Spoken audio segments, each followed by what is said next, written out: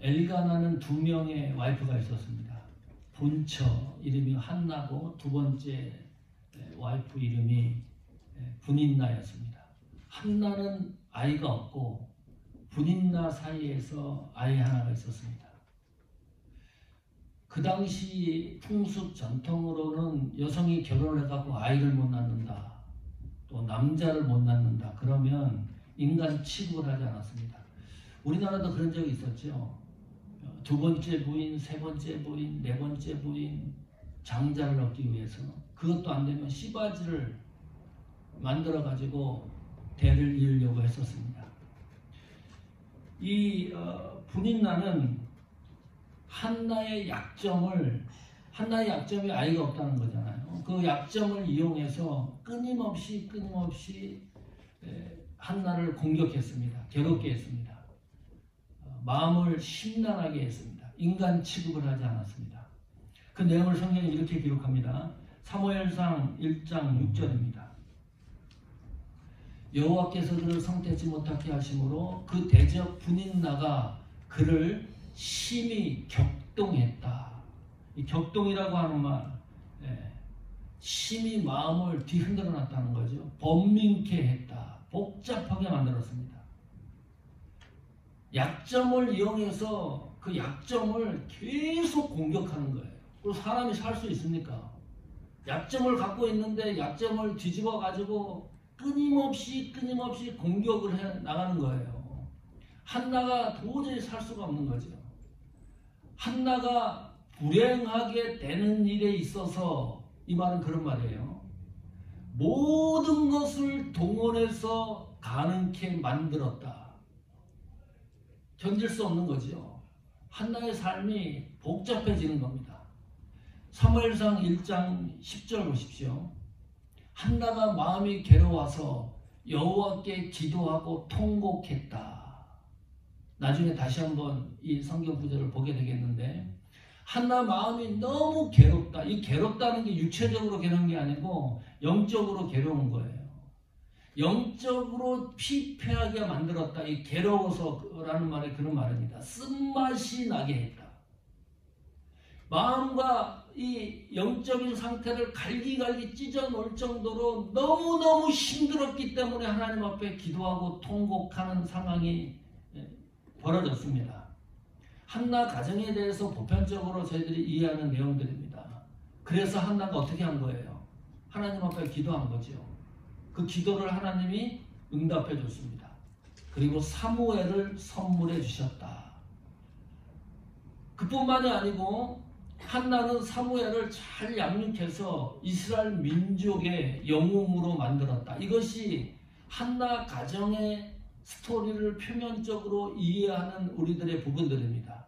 그래서 그 다음은 어떻게 되는 거죠? 그 정도뿐인가요? 오늘 이 말씀 한나의 가정을 통해서 저희들이 집중해야 될 내용들이 그 정도 의미밖에 없는 건가요?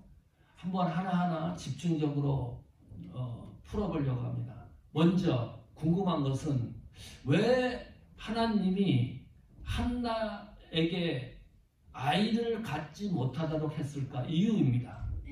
왜 아이를 갖지 못했을까? 그 부분에 대해서 성경이 분명하고 명확하게 기록해 놓고 있습니다. 사무엘상 1장 5절입니다.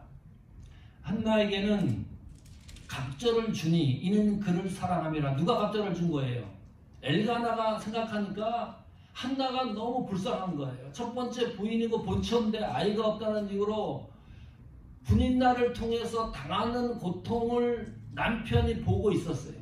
그래서 한나에게 더 많은 사랑을 베푸는 겁니다. 더 많은 관심을 주는 거예요. 한나에게 갑절을 주니 분인나는 더 열받는 거죠.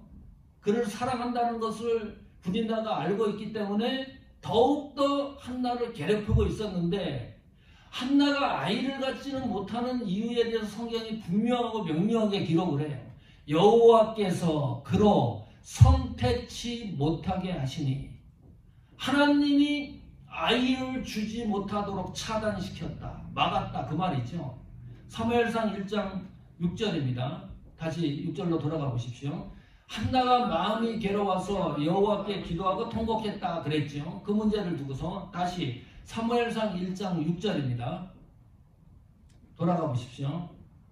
사무엘상 1장 6절 여호와께서 그로 성떼지 못하게 하심으로 사무엘상 1장 5절에도 여호와께서 그로 성떼지 못하게 하심으로 사무엘상 1장 6절에도 여호와께서 그로 성떼지 못하게 하심으로 하나님이 막은 거예요. 그 대적 분인나가 그를 심히 격동하고 번민케 했다.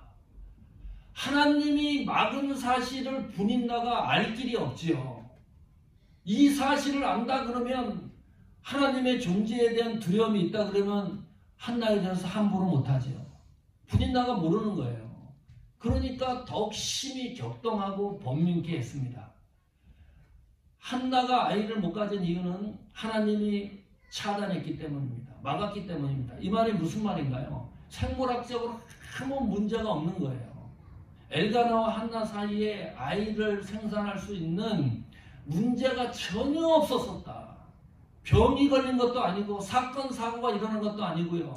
한나뿐만이 아니고 엘가나는 더욱 분인나와 사이에서 아이를 낳았으니까 전혀 문제가 없는 가정인데 아이가 안 생겨요. 얼마나 답답한 노릇입니까? 어떤 문제가 생겨가지고 아이를 못 낳는다 그러면 이해가 되는 건데 전혀 문제가 없는데 아이가 안 생긴다. 그 이유를 하나님이 막아서 그랬습니다. 하나님이 막은 이 일 때문에 차단시킨 일 때문에 무슨 일이 일어나요? 한나는 분인나를 통해서 고통을 당해요. 심한 어려움을 당해요. 사람 취급을 받지 못합니다. 그러면 그 고통과 어려움은 누구 때문에 생긴 거예요? 하나님 때문에 생긴 거죠. 하나님이 막지 않으면 전혀 문제가 안 되는 거잖아요. 하나님이 막고 있기 때문에 성태치 못하고 있기 때문에 한나가 당하는 고난을 생각해 보세요. 고난의 출처가 어디예요? 하나님이 막았기 때문입니다. 한나를 통해서요. 하나님의 속성에 대해서 우리가 생각하는 것에 반등이 일어나는 거죠. 그러니까 한나 입장에서 보면 이 하나님은 고통을 주는 하나님입니다. 아픔을 주는 하나님이에요. 어려움을 주는 하나님이에요. 너무 힘겹게 하는 하나님이에요. 우리가 알고 있는 하나님의 속성이 뭐예요? 하나님은 사랑의 하나님이죠. 위로를 주는 분이죠. 문제를 해결하는 분이죠. 내가 안고 있는 환난과 고통을 제하여 주는 분이신데 이건 어찌된 일인지 한나를 임신할 수 있는 충분한 아무 문제가 없는 가정에 하나님이 고의적으로 막은 겁니다. 계획적으로 막은 겁니다. 의도적으로 막은 것이다. 쉽게 바라볼 문제가 아니죠. 쉽게 우리가 받아들여야 될 부분도 아닙니다. 왜 그랬을까? 왜? 하나님이 고통을 주지 않으면서 사무엘을 주면 얼마나 좋겠습니까? 그래서 이 문제를 해석을 이렇게 해요. 한나가 가정이 하나님 앞에 불성실한 게 있는 것이 있지 않을까? 한나의 믿음이 하나님 보시기에 합당하지 않은 것이 있을 것이다. 주일날 예배에 참석 안 해서 그럴 것이다. 11조를 안 해서 그럴 것이다. 하나님 앞에 영광 돌리지 않아서 그럴 것이다. 온갖 해석을 다 갖다 붙여요. 그런데 성경에는 그 어디에도 그런 부분에 대해서 언급한 적이 없습니다. 더 한 걸음 나가서 한나가 하나님 앞에 죄를 지었기 때문일 것이다. 그 가정이 하나님 앞에 불법하고 잘못한 일이 있기 때문에 하나님이 한나에게 아이를 주지 않고 차단시켰을 것이다. 온갖 상상력을 다 동원합니다. 그런데 성경은 그 부분에 대해서 언급해 놓고 있지 않습니다. 우리의 상상이죠. 우리가 하나님의 축복을 받는 거잖아요. 사무엘을 한나 가정이 결국은 얻게 됩니다. 1번 고난을 통해서 축복을 얻는다. 2번 고난 없이 축복을 얻는다. 어떤 걸 선택하실래요? 여러분 솔직하게 말씀하세요. 고난을 통해서 한나처럼 지질이 사람들로부터 분인나로부터 견딜 수 없는 고통과 번민 그 상황을 통해서 축복을 받는다. 1번 고난 없이 아주 평범하게 삶도 질이 좋고 축복 가운데 사는데 하나님 앞에 축복을 더 보너스로 받는다. 어떤 걸 선택하실래요? 저는 2번입니다. 2번이죠. 당연히 2번입니다. 1번을 선택할 사람은 없어요. 이게 딱 규정이 되어 있다 그러면 당연히 고난 없이 하나님 앞에 축복받는 걸 원하는 거죠. 고난 없이 하나님이 사무엘을 주시면 한나가 얼마나 기뻐했을까? 왜 이토록 힘들게 하는 것일까? 이유를 밝혀내야 돼요. 작은 결론을 내볼까요? 하나님이 성도에게 주는 고난에는 하나님이 차단을 시켰기 때문에 어려움이 있는 경우가 있다. 오늘 한나를 보니까 그래요. 한나 가정을 보니까. 또 하나 결론을 내릴 수가 있습니다. 하나님이 주는 고난은, 이거 하나님이 계획적으로 의도적으로 차단시킨 거니까, 하나님이 주는 고난은 인간의 힘으로 그것을 극복할 수 없는 영역이다. 이거는요, 방법이 없는 거예요. 한나와 이 엘가나 사이에서는, 이 부부 사이에서는. 분명히 아이가 태어났는데 그것을 차단시켰으니까요. 하나님이 주는 고난에는 반드시 하나님이 결론을 내는 이유와 원인이 있다. 그래서 4번째 이런 결론에 도달하는 거예요. 이 하나님이 주시는 고난은 인간이 풀어서 되는 일이 아니고 하나님에 의하여 풀어져야 될 영역입니다. 그 작은 결론을 머리에 담아 두시고 지금부터 왜 하나님이 이렇게 힘들게 했을까? 고통을 줘가면서 하나님이 한나 가정에 사무엘을 늦게 주셨을까 하는 이유를 살피려고 합니다. 결론부터 얘기를 하면 사무엘 때문입니다. 그 시대에 사무엘이 필요했기 때문입니다. 이 문장에 대해서 어떻게 생각을 하세요? 비극적인 거죠. 암울한 거죠. 그 시대에는 지도자가 없었을까요? 왜 사무엘이 필요했기 때문에 한나는 고통을 당해야 했을까요? 사무엘에 태어날 이 당시가 사사시대 350년이거든요. 그 시대의 종점에 달하는 시기입니다. 사사시대가 끝나고 기독교 역사는 왕정시대, 왕을 세우는 시대로 접어듭니다. 그 중간 징검다리 역할을 했던 사람이 사무엘이에요. 기독교 역사의 그 흐름을 보면 족장시대, 아브라함, 이삭, 야곱, 요셉, 이것이 족장시대잖아요. 그 족장시대가 끝나고 사사시대가 이어져요. 사사시대는 통치자를 그때마다 하나님이 세워서 통치를 하던 시대입니다. 신정정치가 이어지는 거예요. 그런데 사람들이 요구를 했어요. 주위 나라를 보니까요, 왕을 세워가지고 통치를 해요. 그래서 이스라엘 백성도 우리에게 왕을 주십시오. 하나님이 그 음성을 듣고 왕정시대를 시작을 합니다. 그 왕정시대의 초기 기초작업을 했던 사람이 사무엘입니다. 위대한 인물이죠. 그래서 사무엘은 3가지 직분을 갖고 있어요. 사사의 직분, 마지막 사사입니다.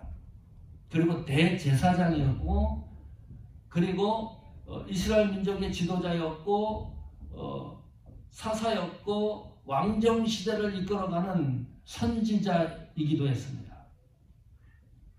이 사사시대의 마지막에 하나님이 이 사무엘이 필요했던 거예요.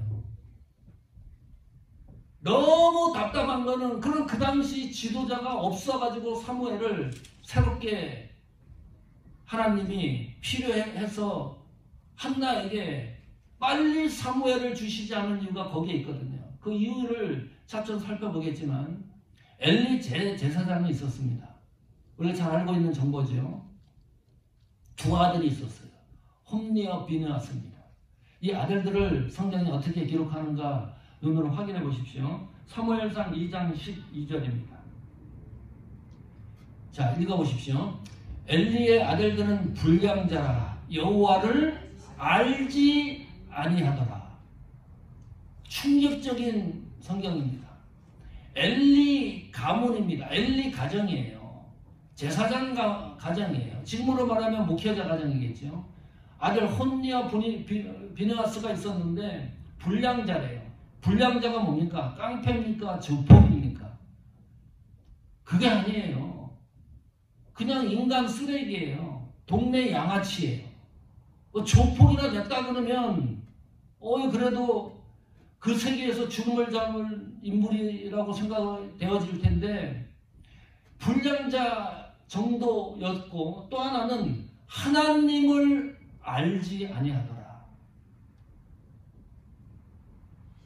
이것이 어떻게 쉽게 받아들이는 부분입니까? 우리가 복잡해집니다. 또 하나 기록이 있습니다. 사무엘상 2장 17절입니다.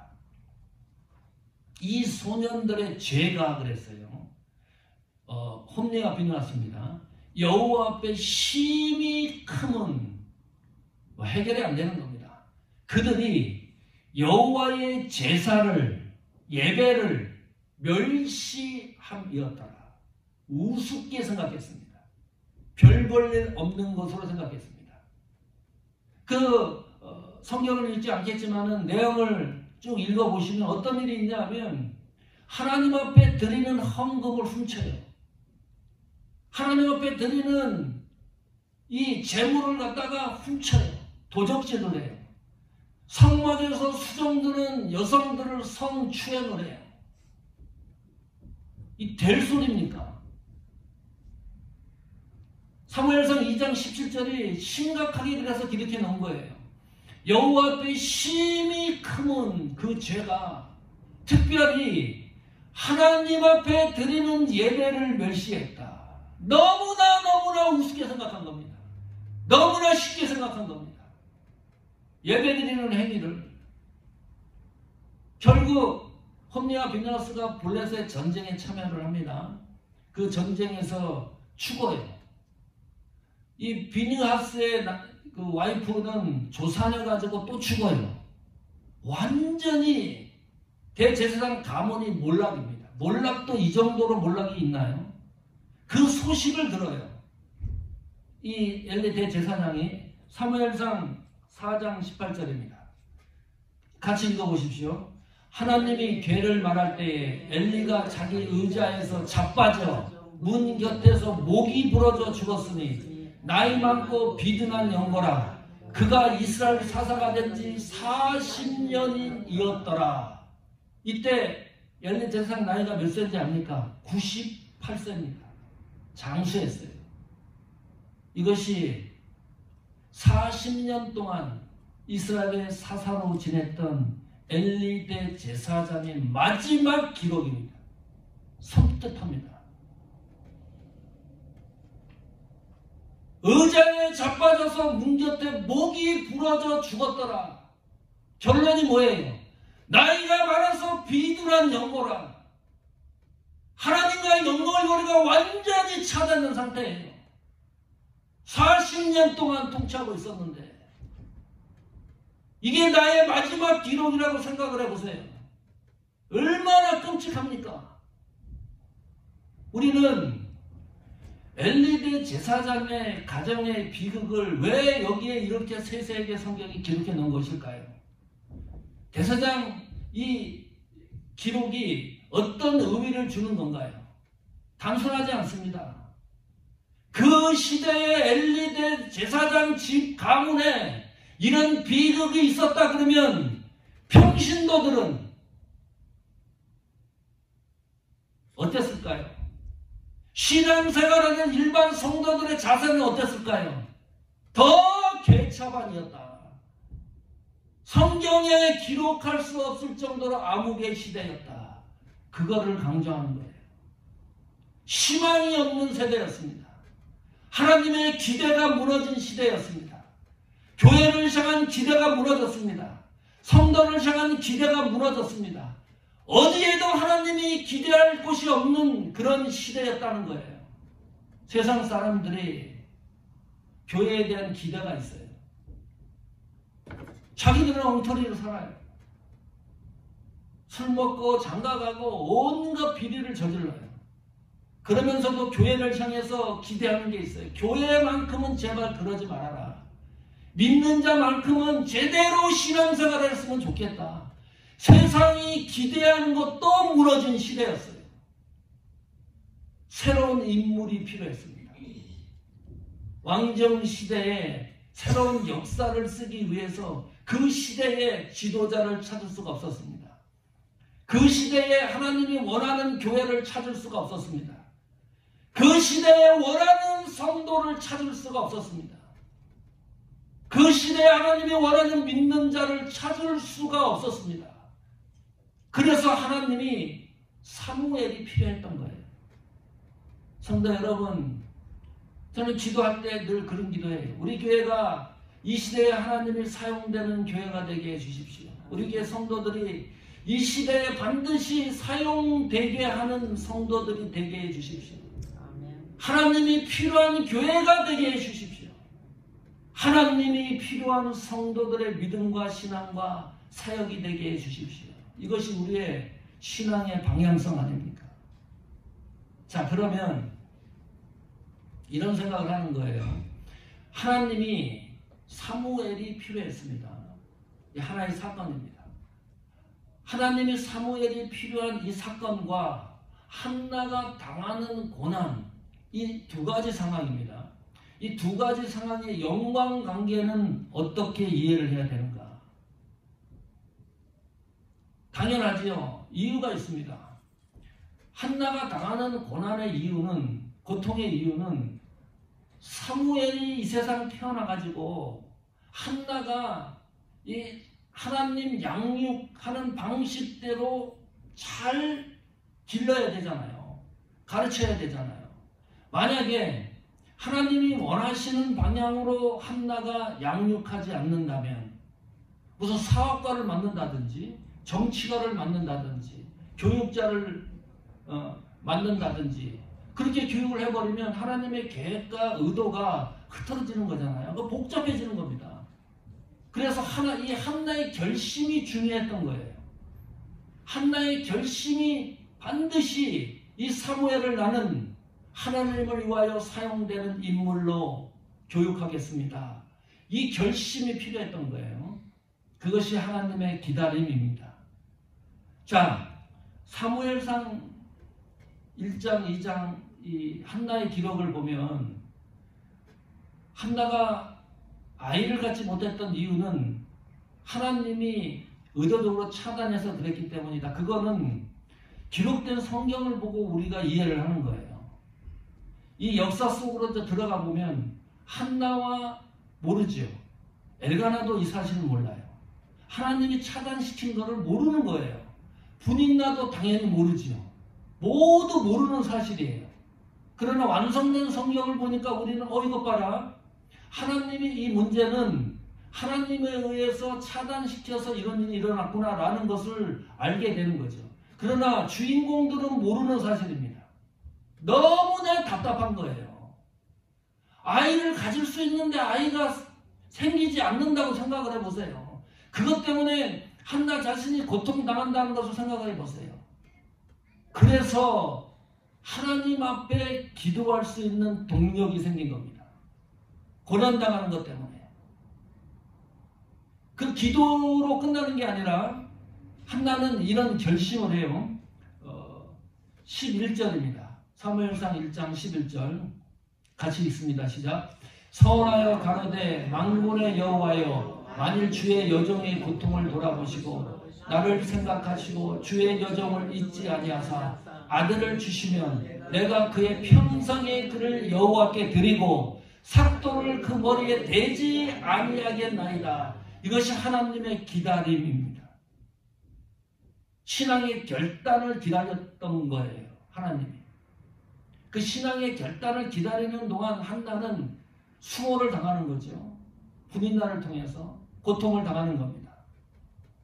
이것이 아무것도 아닌 것 같은데 서원하여 가로되 킹제임스 영어 성경은 she bowed above 서약한 것을 문자적으로 해석을 하면 또 맹세한 거예요.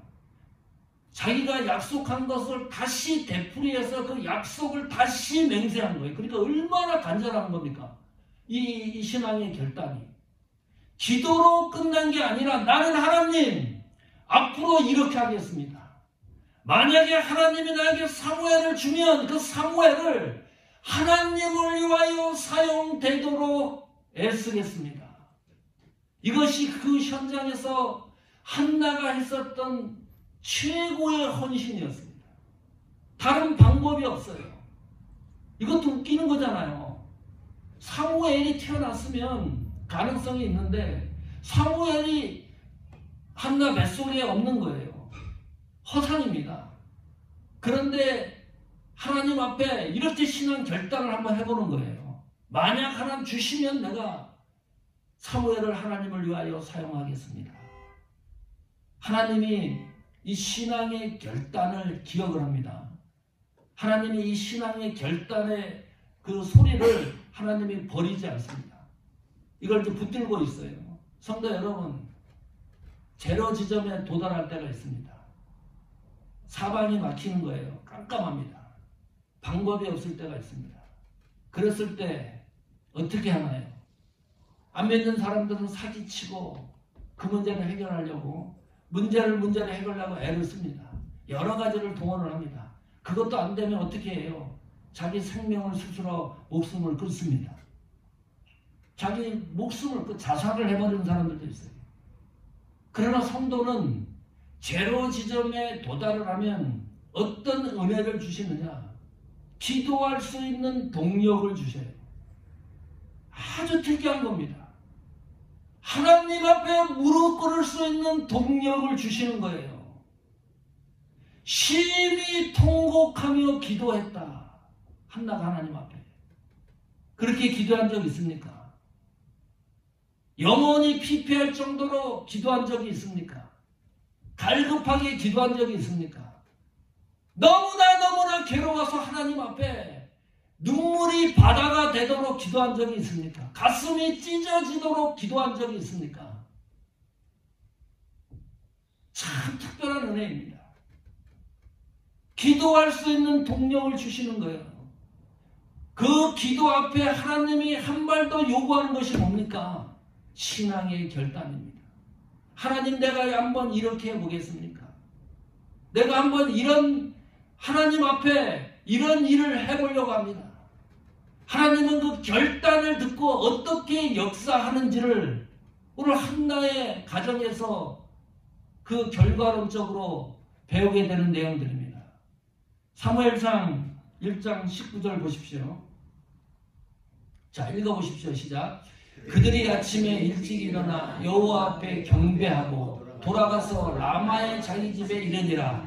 엘가나가 그 아내 한나와 동침하며 여호와께서 그를 생각한지라. 잘 기억하십시오.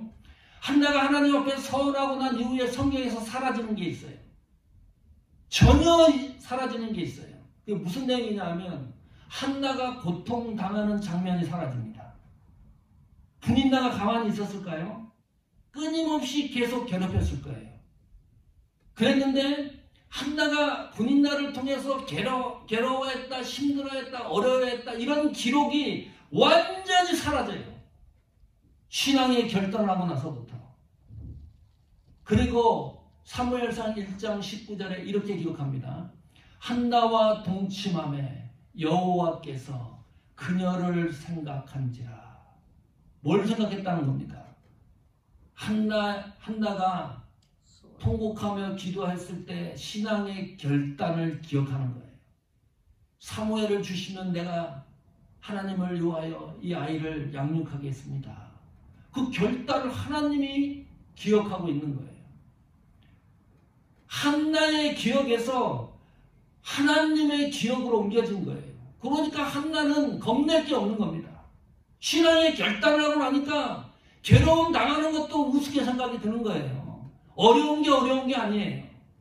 그전에는 그것이 너무나 어려웠는데 신앙의 결단을 하고 나니까 하나님이 그 결단을 기억을 하고 있었다. 놀라운 일이에요.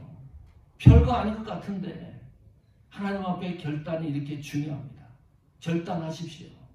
여러분의 믿음을 결단하시고 가정을 위해서 어떻게 할 것인가를 결단을 한번 해보십시오.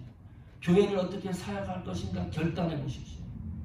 전도 선교를 어떻게 할 것인가 결단해 보십시오. 하나님이 어떻게 일을 하시는지, 하나님이 내 인생의 새로운 역사를 창조해 나가는 겁니다. 그거 한번 경험해야 되지 않습니까? 우리가 사무엘상 1장 27절입니다. 자, 결론에 도달합니다. 읽어볼까요? 이 아이를 위하여 내가 기도하였더니 여호와께서 나의 구하여 기도한 바를 허락하시니라. 이제 드디어 사무엘이 태어나는데 한나가 이렇게 기록을 해놨어요. 이 아이를 위하여 내가 기도했다. 여호와께서 내가 하나님 앞에 구했더니 나에게 기도한 바를 허락했다. 기도해서 허락했다는 것을 자랑하는 게 아니에요. 무슨 말입니까? 한나는 내 문제를 놓고 기도한 겁니다. 우리 한나의 가정을 놓고 기도하는 거예요. 이것이 한나 이 아이가 태어나가지고 하나님 앞에 위대하게 쓰임받고 세계적인 인물이 되게 해달라고 기도한 것도 아니에요. 단지 우리 가정에 아이 하나 줬으면 좋습니다. 하나님. 우리 가정이 원하는 게 그겁니다. 그러니까 여기에 내가 기도하고 내가 하나님 앞에 구하고 그랬다고 얘기를 하는 거예요. 내 기도를 한 거예요. 우리 가정의 기도를 한 거예요. 그런데 그 기도를 하나님이 허락하셨다. 무슨 말입니까?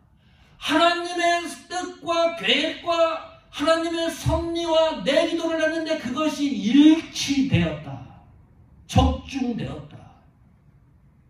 이 놀랍고 신비로운 경험을 한 거예요. 그것을 고백하는 겁니다.